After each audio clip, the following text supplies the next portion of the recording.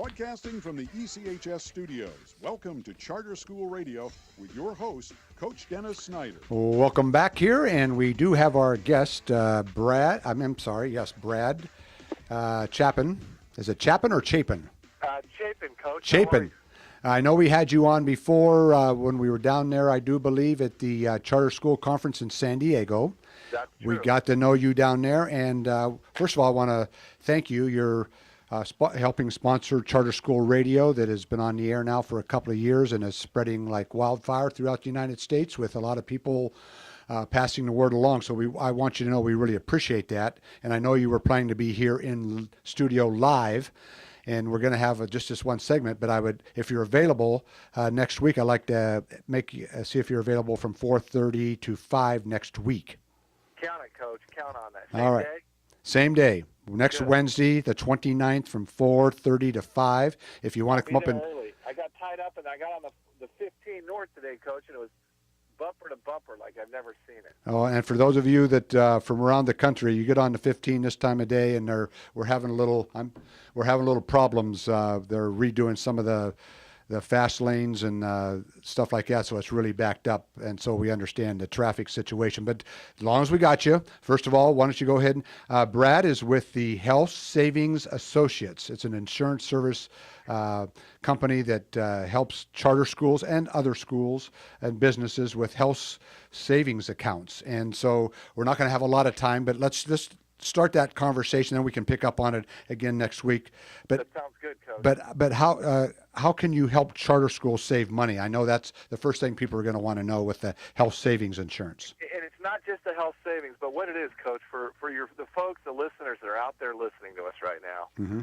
Almost I don't care, any entity in the country, whether you're a school, whether you're a small business owner, the reason GM went out of business, Coach, was not because they weren't good at building cars. They had a health care problem. And that's the whole reason GM went out of business. They spent more on health care than they spent on steel. Wow. And what happened was, similar to what I find, and I'm working with a lot of charter schools all over the state of California, every one of them is almost on the wrong plan. And what happens, especially when the teachers' unions get involved, Mm-hmm. they negotiate these plans. I went to a school last week, Coach. They're paying their employee rate was $742 a month. $742? $742 a month in Inyo County. That's the employee rate. They're with Anthem Blue Cross, and I'm talking to the That's over $8,000 a year. Single. And the family rate was over $1,800 a month. And I said, "What kind of plan do you have?" And this is the superintendent of the school I'm talking to. We have a $100 deductible. I said, "There's your problem right there. You got the most expensive plan on the planet." I go, Microsoft doesn't have a plan that rich anymore. And he said, "Well, the union makes us have these plans that rich." But on the other side of the coin, the teachers, and then this was a high allotment, in their district, each teacher gets $14,446 stipend a year towards their benefits. $14,486 Per teacher. I don't That's see a how pretty high stipend. I can't even see how they can stay in business. And they're still complaining, Coach. The teachers are complaining. The union, the ones that have families, have money coming out of their paycheck still because the rate's $1,800 a month. So what the union doesn't get, a very simple thing. All they would need to do is raise the deductible to like $500 or $1,000 and set up something called a health reimbursement arrangement. It's an HRA. It's in the IRS code, section 105. It allows you to reimburse parts of the deductible. So all that school has to do, which is what I do for many schools, we'll change the plan to like $1,000 or a $1,500 deductible, Coach. So now they're going to cut their premium to like $350 a person.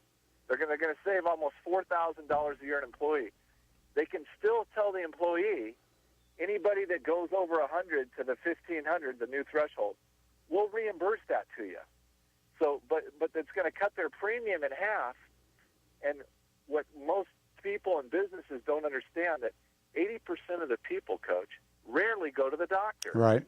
Most people don't go. So when you have a super rich plan on everybody and you're paying a premium off the chart, when in reality, most of the people aren't using the plan very much. So why have the real rich plan So we set up this health reimbursement arrangement, and whatever parameters the company sets up, we reimburse. We go on a high deductible. We still have a copay feature for office visits and prescriptions, which is what the high usage is. And we reimburse any part of, like, so if they want a $250 deductible, they'll reimburse everything over $250 to $2,000 or $1,500. Okay, well, let's back up just a little bit here, because I'm sure there's some people that maybe don't understand the health insurance business and how it works, the districts and stuff like that. So just so I can get a handle on this, district that you were talking to, whatever the district that was, and we don't want to name it right now. I'm not gonna name it, no. Exactly. But the district itself, the package that the teachers get is $14,000 a year and plus, right? They can put that towards their health and dental care, correct. And then are some of them paying above and beyond that then for family? Yes. That $1,800 is above and beyond that $14,000? No, that's the total premium. Gotcha, okay. So in that case, they're going to still have like $500 a month coming out of their paycheck. Right. But like if they were on this, had a higher deductible, and then the school could reimburse, or the union, whoever's in charge of the money, instead of giving each person a stipend, by setting up this reimbursement plan, it cuts the premium in half. It's like magic. And the way it works, why it works, is because most people, the average person spends less than $300 a year at the doctor. That's a fact. So to have, and most districts and businesses do the same thing. They get these rich plans, and they wonder why their premiums are so much, because that's what the brokers are pushing. Right. Because their commission, the more you pay, the more your premium, the more the broker makes. So the broker, who's supposed to be giving reliable and good and thoughtful advice, is not giving the districts or whoever they're working with, the local business owners, the right advice. They put them on these rich plans, so then they go broke. Now, so let's use your scenario with this district, and they're negotiating with the unions. I know that makes it a little bit difficult, but from the employee standpoint, when they hear this, what's the reaction? Do they think they're losing something? Is that the hard sell from the administration to the unions, that they look at it as, well, wait a minute, you're taking money away from us, we're not going to get as much? I mean, what's the mentality that they're thinking about? Because the union's uneducated, so their whole line of thinking said, we need a rich plan, but you can still give them a rich plan through a health reimbursement arrangement and reimburse anything you want. But you're only getting to the point is, you're at a typical business or school, it's only about 15% of the people that are the high usage. Right. So you're going to cut your premium on 100% of the people significantly. I don't care what plan you're on. And you're only going to wind up giving reimbursements to 12 to 15% of the people. So if they went with this, that $14,000 would be what with this, your plan? That would cover, if they went with a plan like that, the teacher would have money left over and would have nothing coming out of their paycheck. Gotcha. So that's the incentive. And the problem is the people that run these unions, their heads are in the sand. They don't understand the math. Because health insurance is a math equation. Well, what's my risk? 1 minute. And it's really not very much with the average person. Right. We're only going to have about a minute left, but again, like I said, we'll bring you back obviously next week, that half hour, so we can get into a little more detail about this, because obviously with especially charter schools and obviously even districts, if they were really interested in saving money, the unions and everybody, if it was really about saving the taxpayers and putting more money into the classroom, they would be listening to this. Right. As long as they go about it and have the right strategy, you can get great health care plans and very low cost as long as you have the right strategy that you're applying. And most 90+% of the businesses in America do not apply the right strategy. All right, so people listening right now, how would they contact you? They can call me at 858-922-8828. And the good news is, Coach, they don't have to, nobody pays me $1. I can come sit down with them, give them advice, talk to them.